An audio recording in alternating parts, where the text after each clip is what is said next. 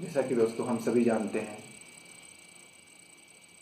कि किसी भी चीज का महत्व उसकी उपयोगिता पर है, उसकी कुशलता पर है, उसका गुण पर निर्भर करती है। उपयोगिता कैसे बढ़ाएं, गुण का विकास कैसे करें। जैसा कि हम सभी जानते हैं, बाजार में किसी भी वस्तु का मूल्य मांग और उसकी पूर्ति पर निर्भर करता है। अगर वस्तु की मांग अधिक है, उपलब्धता कम है, तो उस वस्तु का मूल्य अधिक, और प्रचुर मात्रा में उपलब्ध होने पर वस्तु का मूल्य कम हो जाता है। यह है मांग और पूर्ति का नियम, और इसी नियम के आधार पर भी हमारा श्रम, हमारा समय का मूल्य दिया जाता है। और अभी हम जहाँ पर हैं, हम में से कई बेरोजगार हैं, हम में से कई कम वेतन में काम करने के लिए मजबूर हैं, और कई के पास तो पूर्णकालिक जॉब भी नहीं है। वैसे भारत कृषि प्रधान देश है। यहाँ का 60% से अधिक जनसंख्या कृषि पर निर्भर है। कृषि जो मौसमी होती है, 12 महीना रोजगार नहीं रहता, और संसाधन की उपलब्धता नहीं रहती। इन सभी चीजों के बीच में हम अपनी मांग को कैसे आगे बढ़ाएं, कैसे हम श्रम का उपयोग करें, हम कैसे विशेषज्ञ बने।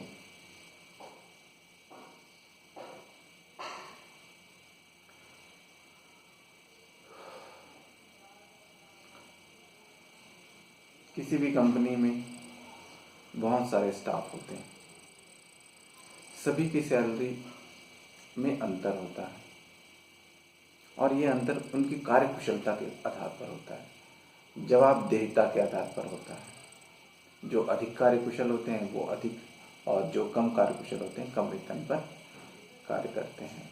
और इनसे अलग विशेषज्ञ होते हैं। जो विशेषज्ञ होते हैं उन्हें कुछ समय का इतना मिलता है जो सामान्य व्यक्ति जिंदगी भर भी नहीं कमा पाता। हमारे सामने बड़े बड़े उदाहरण हैं।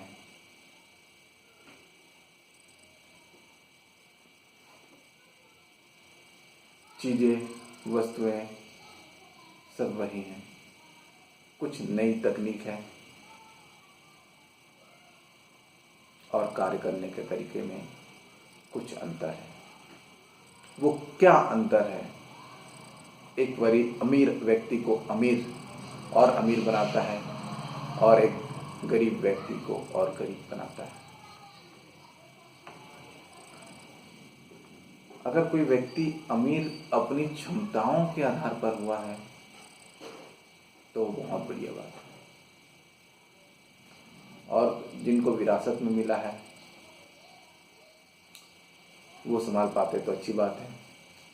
तो यहाँ जो गरीब हैं उनको जीवन में आगे बढ़ने के लिए एक नई यात्रा है, एक संघर्ष है, एक सीखना है, और जीवन का आनंद है।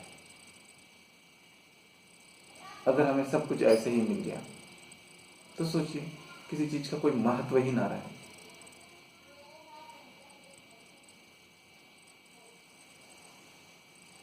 और हम में से बहुत लोगों ने पाया होगा जिनके पास जिनका जीवन बहुत संघर्षपूर्ण रहता है, वही आगे, या जिनके जीवन में बहुत चुनौतियां रहते हैं तो वो बहुत जल्दी आगे निकल जाते हैं। ऐसा क्यों होता है? ये सारा खेल तरंगों का है, फ्रीक्वेंसी। कहते हैं अस्तित्व के संकट के समय फ्रीक्वेंसी सर्वोच्च होती है।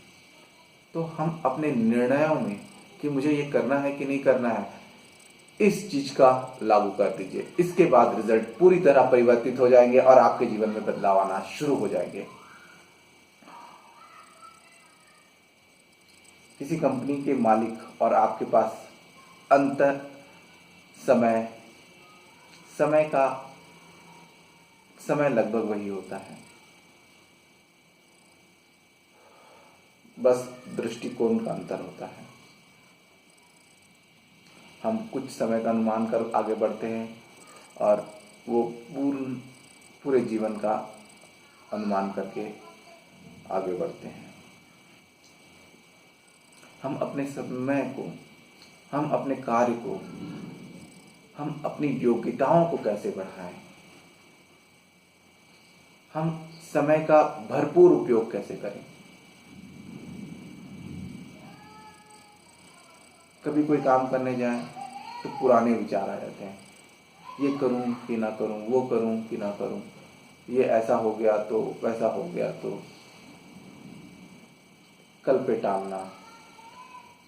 ये सब चीजों से निकलना है तो आप अपने दिन का पहले से ही समय सारणी तैयार कर लीजिए।